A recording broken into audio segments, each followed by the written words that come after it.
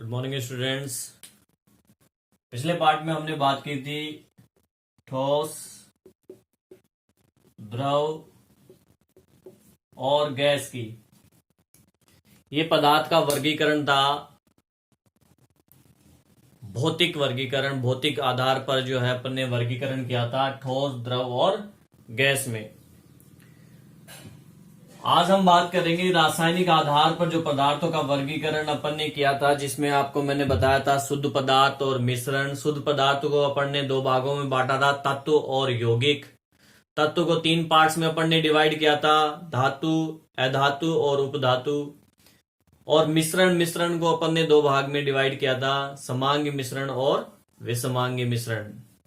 तो आज हम इस पार्ट में हम यही बात करने वाले हैं, रासायनिक आधार पर पदार्थों का वर्गीकरण। तो रासायनिक आधार पर जो है पदार्थों का वर्गीकरण किया था, उसमें अपन ने दो आधार बनाए थे। एक तो शुद्ध पदार्थ और दूसरा मिश्रण था। इस शुद्ध पदार्थ के दो पोर्शन थे, तत्व और यौगिक। मिश्रण में भी दो पार्ट, समांगी मिश्रण और विषमांगी मिश्रण। ठीक है, तो इन्हीं टॉपिक्स की हम जो है यहाँ पे बात करेंगे कि समांगी मिश्रण, विषमांगी, शुद्ध पदार्थ और अशुद्ध पदार्थ क्या होता है। देखिए, अगर अपन सबसे पहले अपन इसकी बात करते हैं कि शुद्ध पदार्थ किसे कहते हैं। इसमें अपन बोल सकते हैं कि ऐसा कोई भी जो पदार्थ है उसको किसी भी भौतिक प्रक्रम द्वारा डिवाइड नहीं किया जा सके, बदला ना जा सके, यानी कि भौतिक प्रक्रम द्वारा बांटा ना जा सके, उसे हम शुद्ध पदार्थ कहते हैं। कोई भी पदार्थ हो जिसको अपन भौतिक प्रक्रम द्वारा बांट ना सके, जैसे मान लीजिए सोना, चांदी, शर्करा, ग्लूकोज,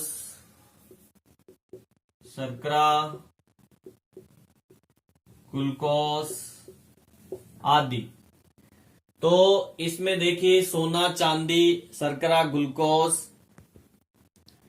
तो यहां पे आप देख सकते हैं कि सोना, चांदी, शर्करा और ग्लूकोज है। इसे हम किसी भी भौतिक प्रक्रम द्वारा बदल नहीं सकते हैं। भौतिक प्रक्रम मतलब कि जैसे इस पे कोई बल लगाकर, इसको गर्म करके, इसको दबाव देके, दाब लगाकर, ऐसी कुछ प्रोसेस, ऐसे कुछ प्रक्रम द्वारा हम इस सोने को, चांदी को, शर्करा, ग्लूकोज, अनेक ऐसे पदार्थ हैं जिनको किसी दूसरी चीज में बदल नहीं सकते, एक नया पदार्थ नहीं बना सकते।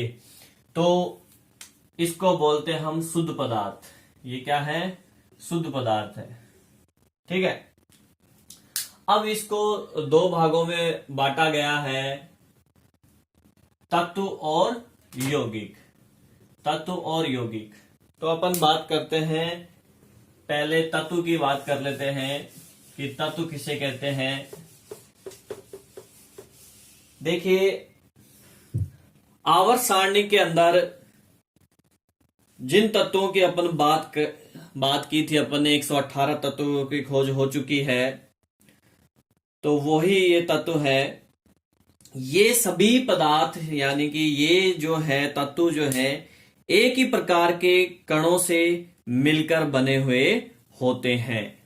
मतलब जैसे ये सोडियम है। अब ये सोडियम जो तत्व है ये एक ही प्रकार के कणों से मिलकर बना हुआ है, एक ही प्रकार के परमाणु हैं। जिस परमाणु के अंदर जो है प्रोटॉनों की संख्या 11 है, इलेक्ट्रॉनों की संख्या 11 है। ठीक है, तो सभी परमाणु एक जैसे हैं और वो सब परमाणु मिलके सोडियम तत्व बनाते हैं।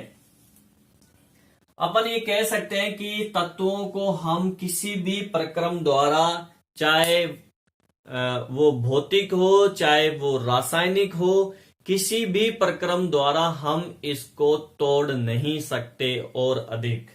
ये सोडियम है, आप इसके अब इससे ज्यादा और टुकड़े नहीं कर सकते। टुकड़े मीन्स ये है, जैसे मान लीजिए ये NaCl है, अब आप इसके तो टुकड़े कर सकते हो ना, जब ये दो पार्ट्स में डिवाइड हो जाएगा Na और ये हो जाएगा Cl। अब इस सोडियम का और इस क्लोरीन का आप और अधिक टुकड़े नहीं कर सकते, क्योंकि अब ये तत्व अवस्था में आ चुके। किस अवस्था में आ चुके? ये तत्व अवस्था में। पहले किस में थे? ये यौगिक अवस्था में थे। ये यौगिक अवस्था में है। अब इसको हमने रासायनिक या भौतिक प्रक्रम द्वारा इसको तोड़ दिया, तो ये जो है रासायनिक प्रक्रम द्वारा टूटता है NaCl। यहाँ पे तत्व आ गया, ये तत्व आ गया क्लोरीन। तो अब इसको और अधिक हम तोड़ नहीं सकते, ठीक है ना। वैसे आप कह सकते हो कि प्रोटॉन, इलेक्ट्रॉन और न्यूट्रॉन में हम इसको डिवाइड कर सकते हैं, लेकिन ये किसी तत्व के अवयवी, परमाणु के अवयवी कण है, ठीक है ना। सबसे छोटा पार्ट जो है ये परमाणु सोडियम का होता है, क्लोरीन का होता है। तत्व का जो सबसे छोटा पार्ट है वो परमाणु है, इकाई, इस पदार्थ की सबसे छोटी इकाई। तो परिभाषा यही हो जाएगी कि तत्वों को हम किसी भी रासायनिक और भौतिक प्रक्रम द्वारा और छोटे कणों में विभाजित नहीं कर सकते।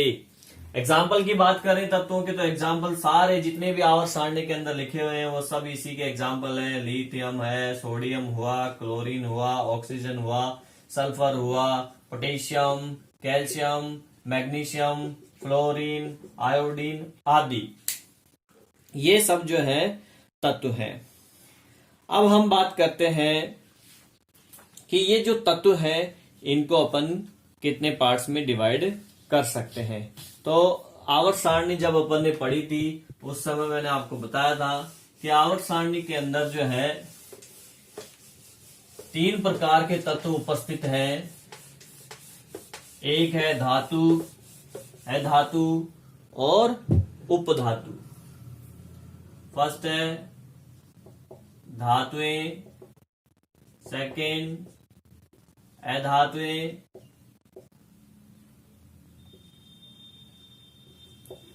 और थर्ड उपधातुएं। देखिए धातुओं की बात करते हैं। सबसे पहले आवर्त सारणी के अंदर जो है बाईं तरफ स्थित है धातुएं। इन धातुओं के अगर गुणों की बात करें तो इन तत्वों के अंदर, इन धातुओं के अंदर जो है ये चमकीली होती हैं।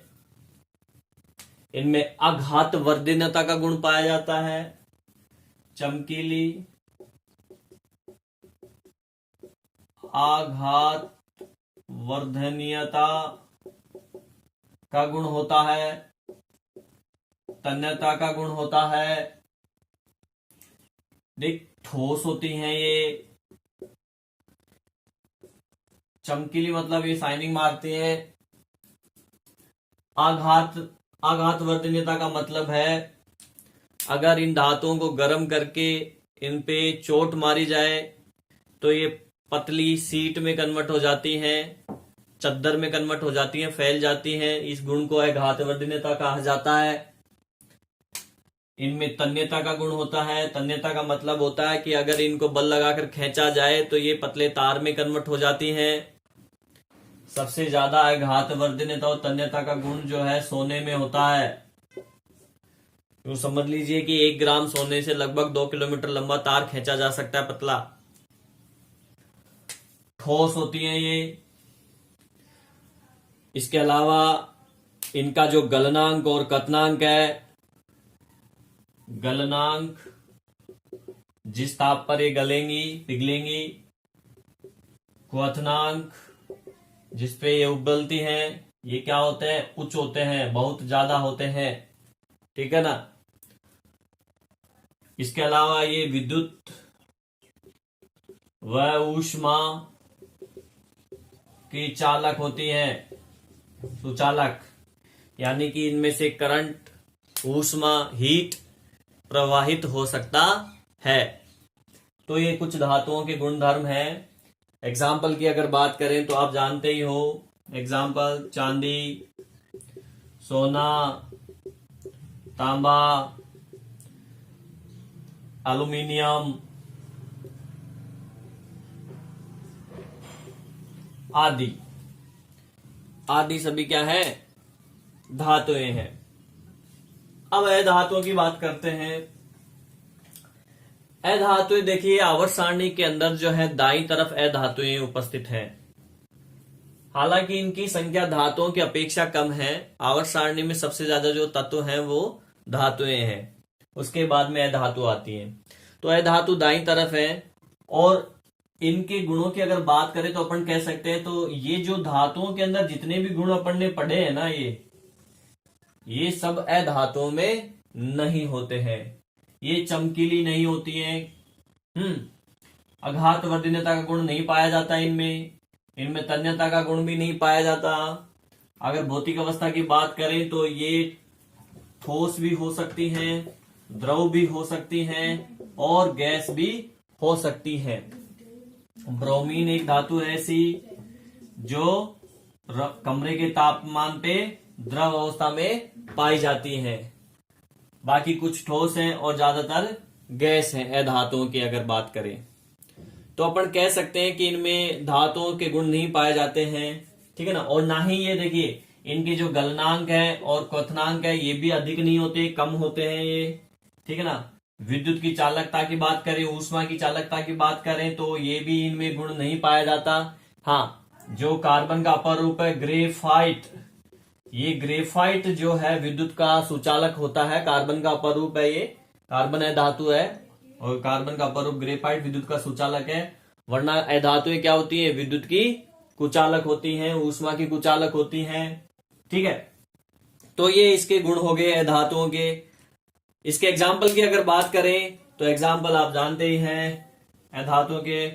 ब्रोमीन है, ऑक्सीजन है, नाइट्रोजन है, क्लोरीन है, फ्लोरीन है, कार्बन है, ठीक है ना, और नियोन है, नोबल गैस है। ये सारी जो भी इधर इस दाईं तरफ आ रही हैं 17वें वर्ग में, 18वें वर्ग में, ठीक है ना, 16वें में है, तो ये सब क्या है, अधातुएं हैं।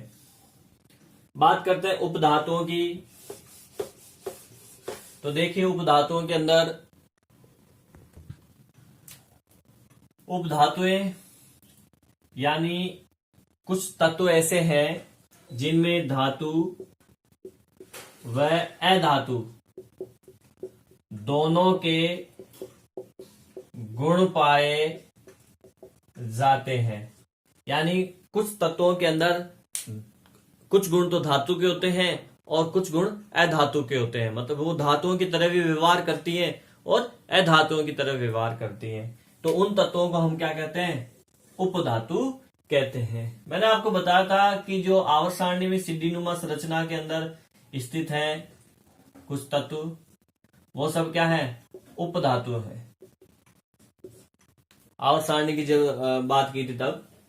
इसके एग्जाम्पल की बात करें तो देखिए arsenic, antimony, bismuth, arsenic, antimony, bismuth आदि उपधातुओं के उदाहरण हैं। अब हम बात करते हैं, ये तो बात हुई तत्व की। तत्व को 3 भागों में अपन ने बांट के बात कर ली शुद्ध पदार्थ के अंतर्गत। दूसरा शुद्ध पदार्थ का जो भाग था वो है यौगिक। यौगिक किसे कहते हैं, यौगिक देखिए जब 2 या 2 से अधिक परमाणु एक निश्चित अनुपात में सहयोग करते हैं। यौगिक की बात कर रहे हैं अपन कि यौगिक क्या है, 2 या 2 से अधिक परमाणु एक निश्चित अनुपात में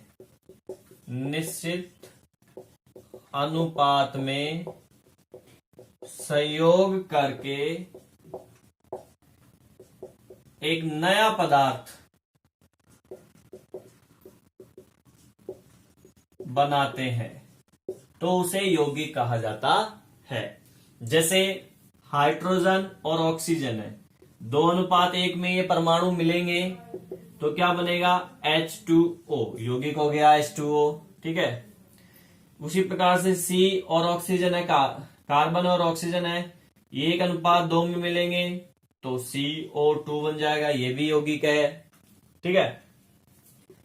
Na सोडियम और क्लोरीन 1:1 में मिलेंगे तो NaCl, ये भी एक यौगिक है। ठीक है, तो एक निश्चित अनुपात में जब ये सहयोग करते हैं, इसी प्रकार से कार्बन और हाइड्रोजन 1:4 में मिलेंगे तो CH4, ये भी एक यौगिक हुआ। तो इसी प्रकार से ये जो है एक निश्चित अनुपात में परमाणु सहयोग करके नए पदार्थ का निर्माण करते हैं, उनको यौगिक कहा जाता है। ऐसे अनेकों एग्जाम्पल मौजूद हैं। तो ये बात हो गई यौगिक की।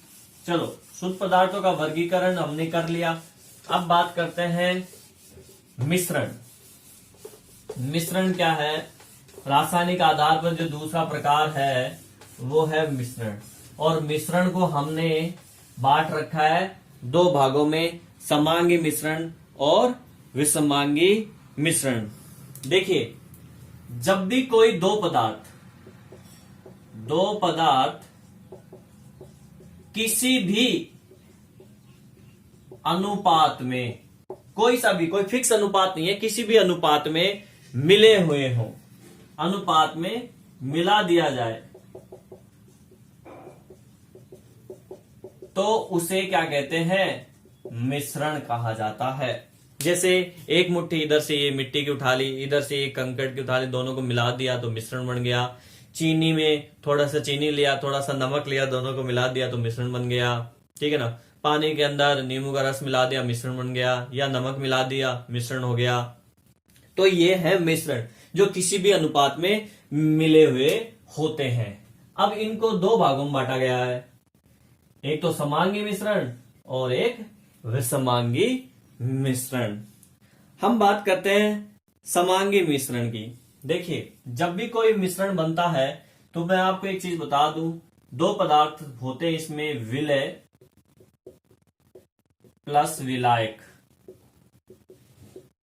और मिलकर विलयन बनाते हैं, अर्थात मिश्रण बनाते हैं।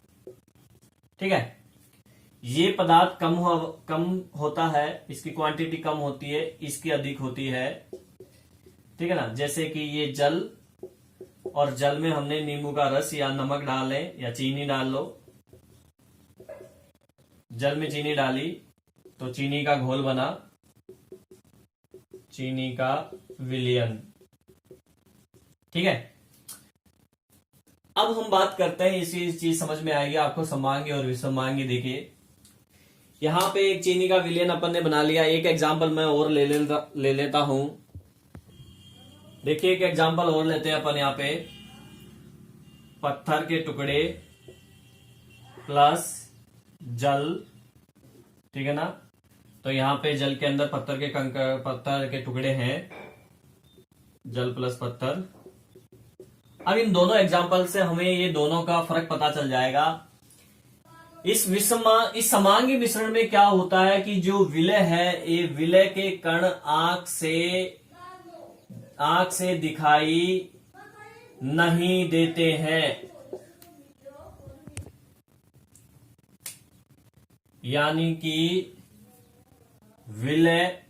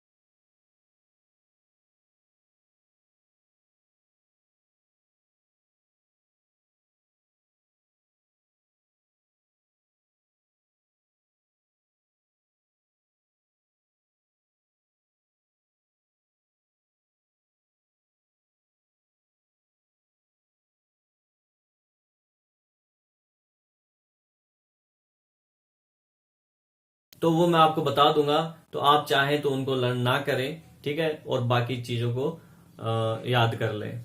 और अगर आप पढ़ना चाहें तो पढ़ सकते हैं। वैसे टॉपिक्स मैं बता दूंगा आपको किस चैप्टर में से कौन सा टॉपिक रिड्यूस किया है, कौन सा हटाया है उन्होंने, ठीक है।